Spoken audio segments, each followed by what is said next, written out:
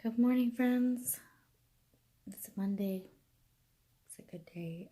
Just wanted to share a couple thoughts that hit me this morning. I'm reading Hebrews as part of my everyday in the Bible.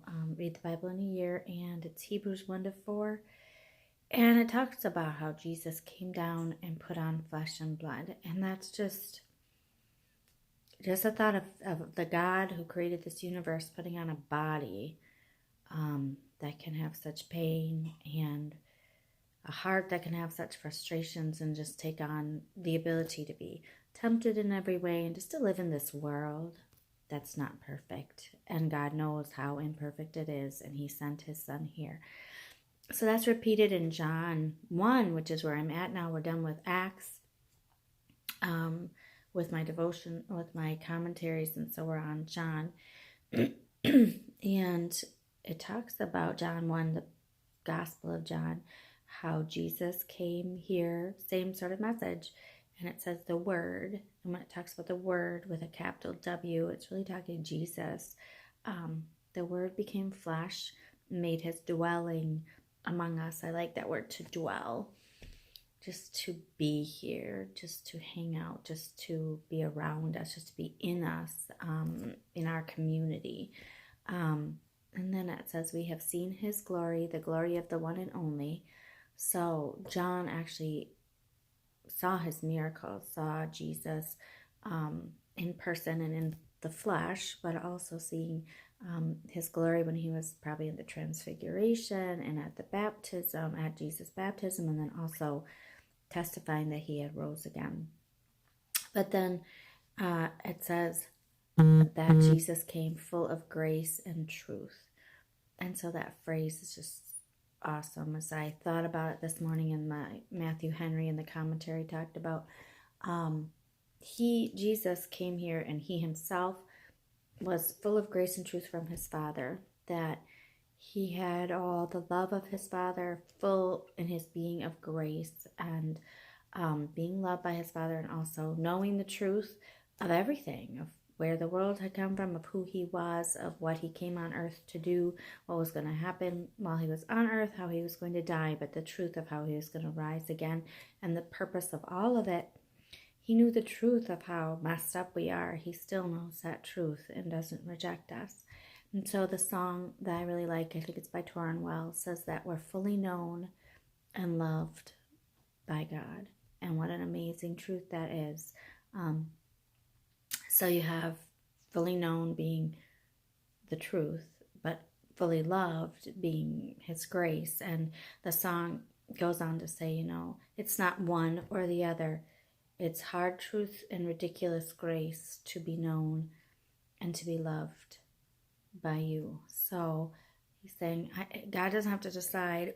Just gonna have truth, and the truth is you don't deserve me, and you don't belong in heaven, and the things you cause on your life are your bad, and the truth is you're not God and you're not holy. But he doesn't leave us there. He adopts us and says, in you, the mess that you are, I grab hold of you, adopt you, and love you completely as you are.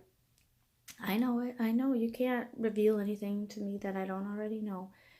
I'm fully in the truth of it, but I'm fully in love with you as my child, and nothing's going to change that. And so the full grace is, as he knows us completely, he doesn't turn us away. And I guess that leads to the next part, which is the devotion for today in Bible Gateway, the morning devotion, which says, Jesus' words in Matthew 11, verse 28, come to me.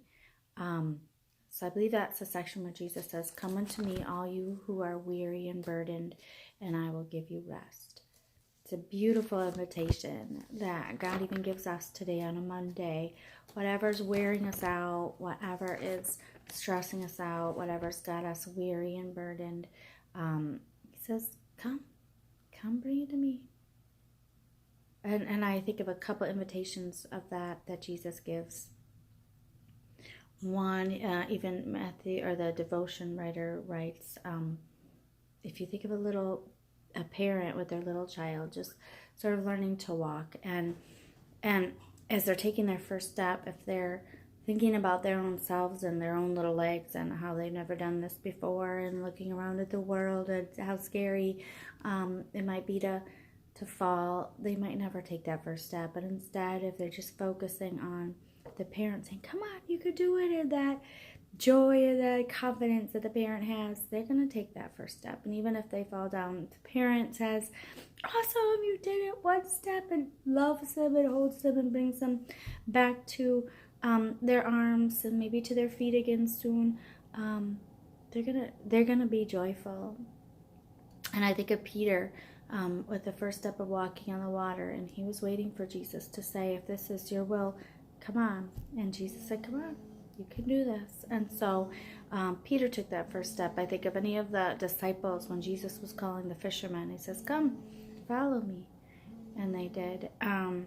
And so the devotion is just really cool. So a lot of really cool things. But it had this really kind of beautiful prayer that said, come, Lord, abide with me. Come and occupy alone the throne of my heart. Reign there without a rival.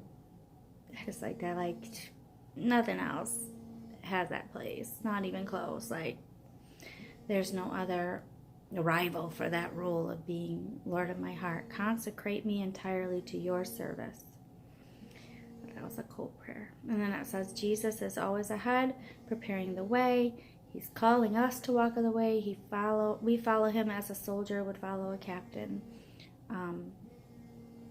So all we gotta do is listen to him saying, come on, one day at a time.